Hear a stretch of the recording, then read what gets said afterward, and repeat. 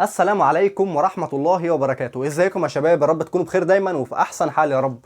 الفيديو ده خاص بالثانوية العامة. هنعمل ايه؟ هنقول لك نصايح شهر 9. الله، نصايح شهر 9. عندنا 6 نصايح هنفهمهم كويس مع بعض ونطبقهم من دلوقتي حالا. نطبقهم من دلوقتي مش من بكرة، بلاش تسويف. قبل ما نبدأ في الفيديو بتاع النهاردة اتأكد ان انت مشترك في القناة. اتأكد ان انت مشترك في القناة علشان توصلك كل النصايح اللي احنا بننزلها طول السنة. على مدار السنة توصلك كل حاجة، مفيش اي حاجة تفوتك، علشان مفيش حاجة تفوتك. طيب نبدأ بقى. اول حاجة العقلية لازم يبقى عندك قناعة تامة وتركيز على اعلى مستوى، اللي انت دلوقتي في بداية السنة. يبقى كل تركيزك اللي انت دلوقتي في ايه؟ في بداية السنة. يعني الوقت ما جراش بيك، مفيش اي حاجة فاتتك. شهر 8 عدى، ده لسه اول شهر، لسه في شهور تانية اللي على مدار السنة. فانت المطلوب منك اللي انت تعمل ايه؟ تمسك الدرس تذاكره، تذاكر الدرس بدرسه، تخلص الدرس تلحم على اللي بعديه على طول، وتعمل معسكرات مراجعه علشان ما تنساش الحاجات اللي انت مذاكرها، كنت مذاكرها قبل كده. بمعنى اللي انت في شهر 8 خدت ايه؟ خدت 4 دروس. في شهر 9 هتاخد 4 دروس. في شهر 10 يبقى انت عندك 8 دروس اتشرحوا لك قبل كده وممكن تنساهم، فبتعمل معسكرات اللي انت تراجعهم. ماشي؟ يبقى انت بتذاكر في الجديد وبتاخد من القديم، بتلحم في الجديد وبتظبط القديم، بتلحم في الجديد وبتظبط القديم. فلازم العقليه بتاعتك والتركيز بتاعك يكون 100%، يكون على اعلى مستوى. ماشي كده؟ ادي العقليه خلصناها. يبقى انت لازم يكون عندك عقليه كويسه. تاني حاجه اعمل جدول. اعمل جدول. لازم يا ابني يكون في الثانويه العامه. بص، مفيش حد ما عندوش جدول. انت عمرك شفت حد جاب مجموع في الثانويه عامه وقال لك ما بنعملش جدول؟ ماشي كده في دماغي بنخبط، ماشي عشوائي؟ لا، اكيد بيعمل جدول. نعمل جدول ازاي؟ خش على جروب التليجرام بتاعنا الخاص بالثانويه العامه.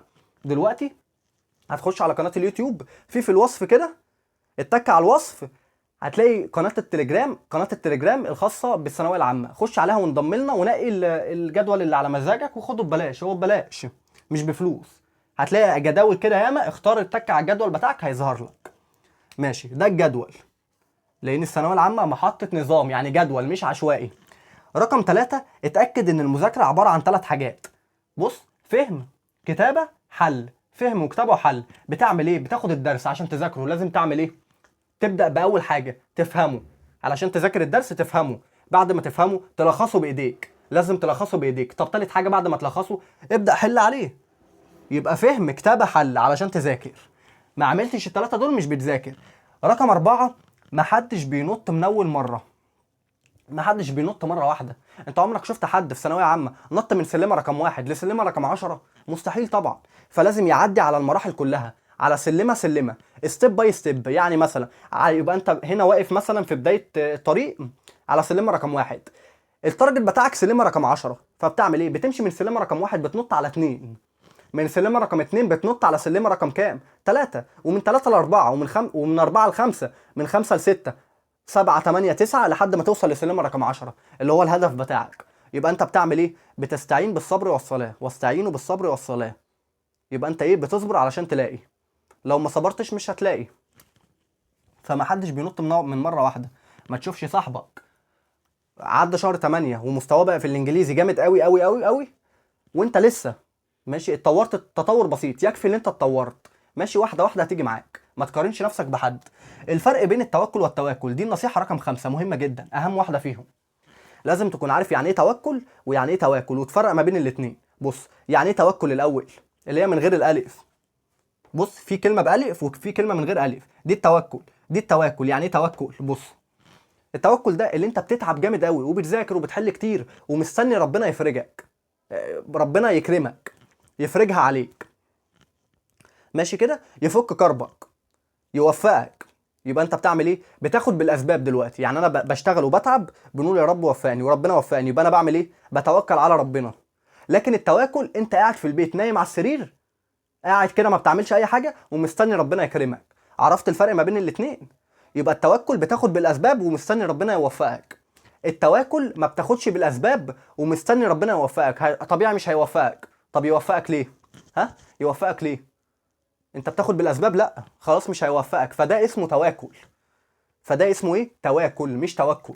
فلازم تكون عارف يعني ايه توكل وتواكل. انت هتمشي بايه؟ بالتوكل وليس التواكل. التواكل لا، هتتوكل على ربنا. هتتوكل على ايه؟ على ربنا. بمعنى ان انت تبدا تذاكر من دلوقتي مش من بكره، ما تسوفش.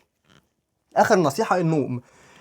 انا دلوقتي يا مستر بنروح الدرس مش مركز، وبص قاعد بص مش خلاص مش فاهم اي حاجه، كل ما نروح للمدرس اللي هو اياها ده ما بنفهمش، بنقعد بص عيني عامله كده، بيقول فاهمين يا عياء؟ فاهمين وانا حمار مش فاهم اي حاجه. ليه يا مستر؟ انت ما بتنامش قبلها كويس. بنروح يا مستر مذاكر، وبص انا كنت قاعد اسبوع في السرير، على السرير قاعد اهو، مش على المكتب، قاعد على السرير، وده غلط. بذاكر على السرير بص طول اليوم، بنطبق وعيني ورمه بص من كتر المذاكره، رحت الامتحان مش عارف نحل حاجه. قله تركيز من ايه؟ من قله النوم. يبقى لازم تنام. بص قله النوم بتبني على اساسها قله التركيز، سواء في المحاضره او في الامتحان. فلازم تنام من 6 ل 8 ساعات، لازم تنام من 6 ل 8 ساعات علشان تروح مركز. بص غلطه الثانويه العامه وقعوها السنه اللي فاتت، وقعوا فيها ان هم كانوا بيروحوا امتحانات الثانويه العامه مش مركزين، فبالتالي كانوا بيقعوا، ما كانوش بيعرفوا يحلوا كويس. اوعى تروح اي امتحان سواء في الدرس او في امتحان اخر السنه، اوعى تروح وانت مطبق. وصلت كده؟ طيب اتاكد ان انت مشترك في القناه وعلى جروب التليجرام بتاعنا، علشان بينزل لك عليه على مدار السنه حاجات مهمه جدا وهتنفعك. وما تنساش بقى اللايك والاشتراك علشان توصل لك كل الجديد، عشان يوصل لك مش توصل لك، علشان يوصل لك كل جديد باذن الله على مدار السنه، ومفيش اي حاجه تفوتك. ركز. ماشي، خلصنا كده الفيديو بتاع النهارده. سلمتم يا شباب، دمتم في امان الله، سالمين امنين، والسلام عليكم ورحمه الله وبركاته.